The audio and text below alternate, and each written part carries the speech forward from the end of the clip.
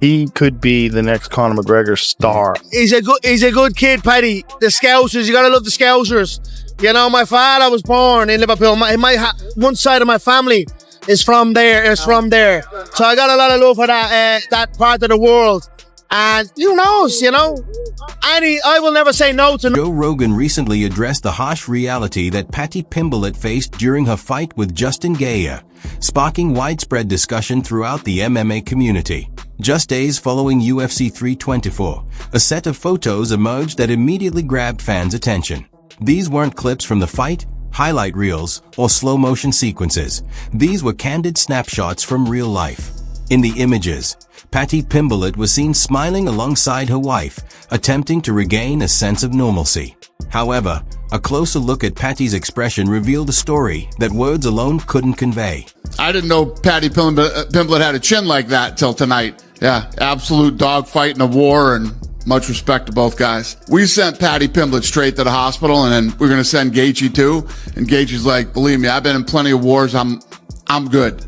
Not gonna lie, he hit me with a body shot in that first round. He hit me right in the solar plexus, and it got me, know what I mean? That was why I thought I was winning the first round up to that point. I'll be back better. It's as simple as that. You haven't seen the last of me. Listen, given how popular Ilya's become, how big do you think that fight could be between you two?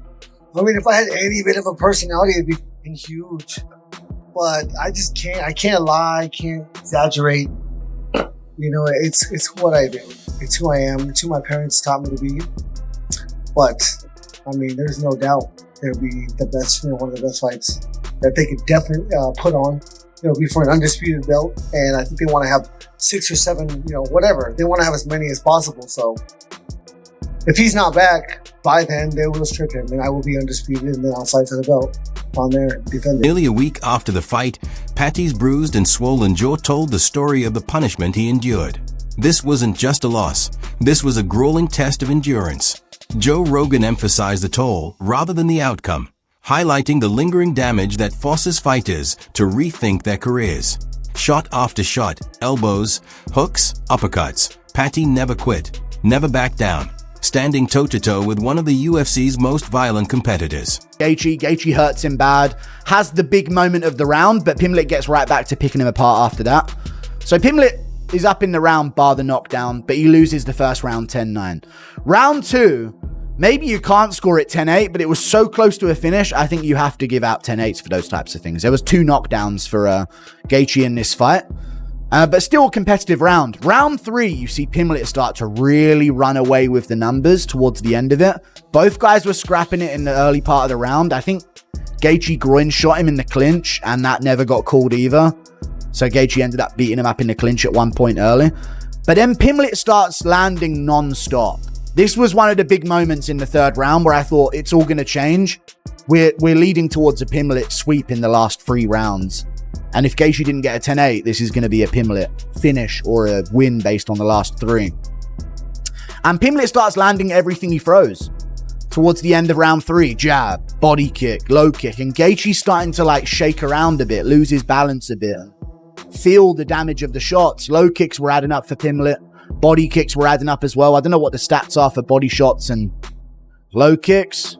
Yeah, Pimblett was all over. 53, 30, 16. Mixed it up to the body a lot more than Gaethje did for sure. And he starts teeing off on Gaethje towards the end of round 3. Then he jump knees Gaethje and hits him in the groin. Momentum ceases, but he has a good end of the third round after that anyway. Then round 4. He starts doing well, but Gaethje starts finding his time. They start jabbing a lot, and Gaethje started jabbing with him, and once he had his jab down, he started winging the right overhands. Again, no idea how he didn't get the KO. No idea how he didn't chin Pimblett. There were times when he would land 3 overhand rights in a row. Bear in mind, this is a Gaethje who lands the overhand right on Barboza. Maybe not the same version, but if he lands this on other fighters... So we were just talking and he looked me dead in the eye and he goes, I'm going to be one of the biggest stars in the UFC. A year before his debut. And I just thought, yeah, maybe. I thought, looking at his skill set, I thought, you know what? You've got a long way to go to get to that elite level, but there's something about him. But I don't know if I fully believed it, but he did. And it's that belief that puts you into positions like this, because yes, he lost the fight, but there was a period where when Paddy had that iffy decision, people thought he didn't belong anywhere near a Justin Gaethje, and he's come on a long way. And I think he can look at this fight one of two ways. He can get downhearted and think, well, I didn't win, or you can think, well, it was my first go at it. I've got a lot to learn. Look at the likes of Michael Bisping. You've got to keep fucking coming in order to get your hands on that gold at some point. And that was the first time Justin Gaethje's gotten to 5 full rounds. And I think Paddy proved a lot to a lot of haters out there that, like, look, all right, you might not like him, whatever. He's got fucking balls, and he's... I have a message for Ilia Topuria if he's watching this. No. No, I don't give a He'll be in the octagon.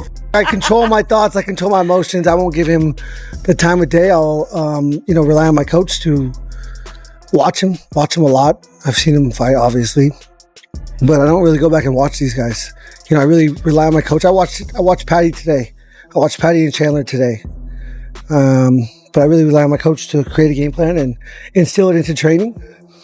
And yeah, this is so fast. I have no idea what's going on right now.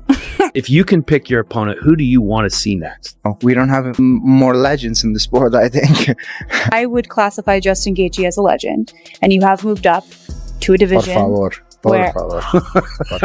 Ilia, come on, we've worked together for so long. You know that, like, yes, Justin Gaethje has done so much for the sport, has so many incredible fights, future Hall of Famer. I put him in the same regard as the 3 people that you have just finished all in a row. Really? The only thing that I realized is that you don't like the guy, because I don't know why you want him to put him against me. That's why the photos resonated so strongly. They confirmed what fans had feared. This wasn't merely a rough night. It was a career-defining battle. Now the focus has turned to what's next for Paddy Pimblett. The excitement around him remains, but reality has set in.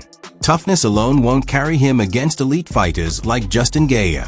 Moving forward, he'll need sharper strategies, quicker grappling, and a more measured approach in the exchanges. Next fight for Paddy the Baddy. The obvious answer, regardless of the result at UFC 325 next week in Sydney, is Dan Hooker. But there are other options. When you put in a performance like he did against Justin Gaethje at UFC 324, you enter a whole new bracket of conversation. A bracket labelled BMF.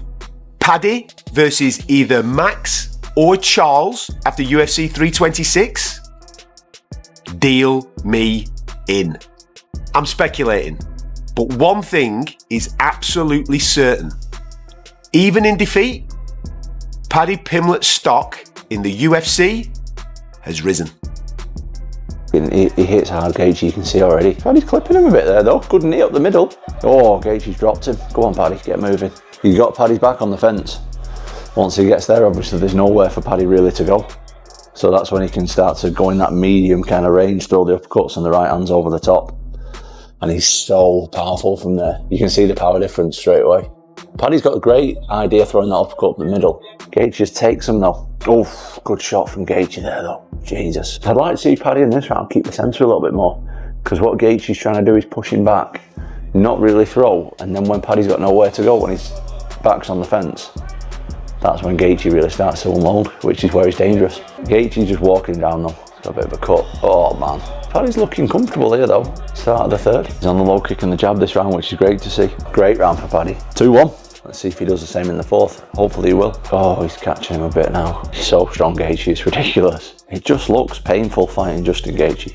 Oh, that overhand right that he does is good. Paddy's seriously tough. These two are going to have a headache for about 5 days. Paddy's having a go, but he's missed a lot of them. Gaethje's got him down. Great fight though. Paddy's tough as hell. That overhand right, you can't miss with it, Gaethje, can he? Knee's a perfect option against him because he keeps dipping his head. Come on, Paddy. Oh, he's doing spinning stuff. Need him in the balls. Keep going. What a crazy fight. Well done, boys. That was good. I think Gaethje won it, but I think Paddy did amazing. Justin Gaethje's an absolute beast. No shame in that at all. Paddy's fought at the top level there, the absolute top of the top level. Did absolutely amazing. Should be proud of him. How many fights do we sit through, whether it be boxing or MMA, where you've got 2 fighters in there who are, yes, they're fighters, but they're not fighters to the level that some people are. There's some fighters who were willing to die to win a world title. That's what we were talking about in there tonight. They were risking it all. They never took a step backwards. They were constantly trying to brutalize each other. That was a throwback to the days when I first started watching MMA. Those are the fights that built the UFC. We're talking Randy Couture, Chuck Liddell, BJ Penn. We're talking a level of violence that blew a demographic of men away where we were like, holy shit, we need to start watching fucking this cage fighting shit. This was a throwback to those classic old MMA fights. Yes, it might not have been the best technical fight you've ever seen. Who gives a shit? Sean O'Malley's fight, the fight beforehand, very technical. Will anybody remember it? Will they fuck? No disrespect to Sean, he's a fucking talented fighter. But when it's do or die like that, it just fucking, it lives in the memory. And that's a fight of the year contender. We're in January. In the UFC, you were saying stuff like, well, his entrance is good and it's all well and good to get the fans, but he needs to be able to fight. Obviously, we've seen him have great wins before, but to show you the durability he had in that fight tonight, do you feel like even though he lost, he would be considered one of the best in that division moving forward? No doubt about it. I mean, he was the favorite tonight. I think that's what every other one, he's the underdog and everybody thinks he's going to lose. Tonight he's the favorite. I don't think that his game plan was the greatest. Obviously, tonight he showed he is tough, he is durable, and almost I mean, especially against Gaethje. And you're eating those punches from him. You know, it's one thing to say, listen, I'm going to come out. I know I believe in my durability. I believe in my chin, and I'm going to go toe-to-toe with this guy. But when it starts to not work, at some point you got to say, you know what? It's the third round. I got 2 rounds left. I might want to try to take him down and submit him here. Joe Rogan has always said it. Facing Justin Gaethje changes you forever. For Paddy, though, the story isn't over. He's still young, marketable, and one of the UFC's biggest names. But the path forward requires caution, strategy, and patience. No immediate wars, no hasty comebacks, no diving straight back into chaos. This defeat didn't end his career. It demanded a reset.